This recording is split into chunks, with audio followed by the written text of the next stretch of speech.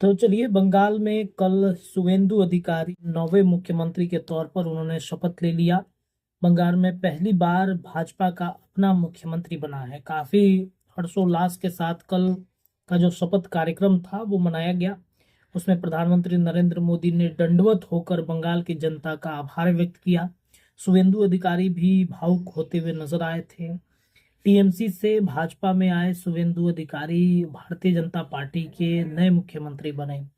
इनके मुख्यमंत्री बनने पर भी विवाद था कि बंगाल में कभी ये भाजपा के विरोधी रहे, कभी भाजपा का लगातार इन्होंने विरोध किया, और उसी विरोधी को कैसे भारतीय जनता पार्टी ने अपना सीएम बना लिया है। ऐसे तो पैटर्न देखा जाए तो बिहार में भी यही हुआ। राजद से छोड़ कर आए थे सम्राट चौधरी और बीजेपी ने उनको अपना सीएम बना लिया। तो राजनीति में ये चीजें होती रहती हैं। राजनीति में जिसका पलड़ा भारी है वो सफलता हासिल जरूर करता है। यहाँ होता है मेहनत, यहाँ होती है आपकी काबिलियत। और भले कैडर के लोग बने ना बने, देखिए भाजपा और आरएसएस ही तय करता है। मतलब पहले का जो पैटर्न ये रहा है कि आरएसएस और भाजपा ही ये तय करती है कि मुख्यमंत्री किसे बनाना है, किसे अपना सीएम प्रेजेंट करना है। लेकिन अभी के समय में, वर्तमान समय में भाजपा एक अलग ढर्रे पर चल रही है। मतलब अलग रास्ता है भाजपा का। यहाँ पर कैडर से कोई मतलब नहीं है, काबिलियत देखती है भाजपा। इसके अलावा ये देखती है कि कितना मेहनत वो कर रहा है। कई चौंकाने वाले फैसले भी भाजपा ने लिए हैं।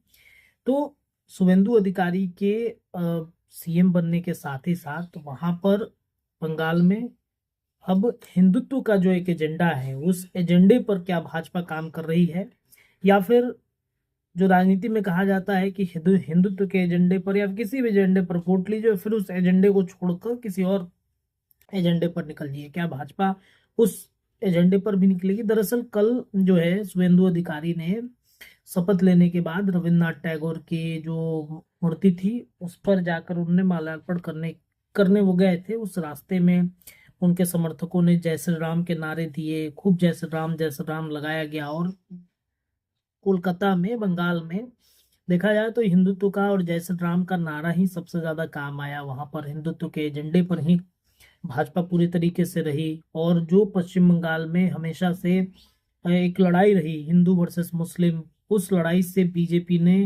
हिंदुओं को वहां से निकाला है। और हिंदुत्व का एजेंडा, जो सनातन की बातचीत हमेशा होती रही है, उस एजेंडे पर काम आई और बीजेपी वहां पर जीत गई। तो अब ये है कि शुवेंदु अधिकारी जब वहां पर थे, जय श्री राम के नारे लग रहे थे, तब उन्होंने रोक दिया। उन्होंने मना कर दिया। उन्होंने कहा कि जय श्री राम के नारे आप मत लगाइए, मैं सबका सीएम हूँ, मैं सबका मुख्यमंत्री हूँ। और उन्होंने ये भी कहा कि बंगाल पहले ही शिक्षा के मामले में, लॉ एंड ऑर्डर के मामले में, इसके अलावा फाइनेंशियली बहुत पीछे जा चुका है। उन्होंने ये ऐलान किया कि आइए हम सब मिलकर बंगाल को एक नया बंगाल बनाएं। देखिए, एक अच्छी बात भी है किसी भी जगह पे, राज्य में सबको मिलाकर चलना। और जो अगर विकास चाहते हैं उस क्षेत्र का, उस जगह का, तो सबको लेकर के ही चलना पड़ेगा, वरना फिर वही स्थिति होगी। हिंदू मुस्लिम में पहले भी बंगाल विभाजित होती रही है। फिर से हिंदू मुस्लिम के एजेंडे पर अगर बंगाल में एजेंडा काम आएगा, एजेंडा काम करेगा, तो फिर वही स्थिति रहेगी, फिर वही लड़ाई छिड़ेगी, फिर अराजकता की स्थिति रहेगी। तो ये एक अच्छी पहल है। इस तरीके से लोगों को मना कर रहे हैं शुवेंदु अधिकारी कि भाई ये चीजें ना करें आप।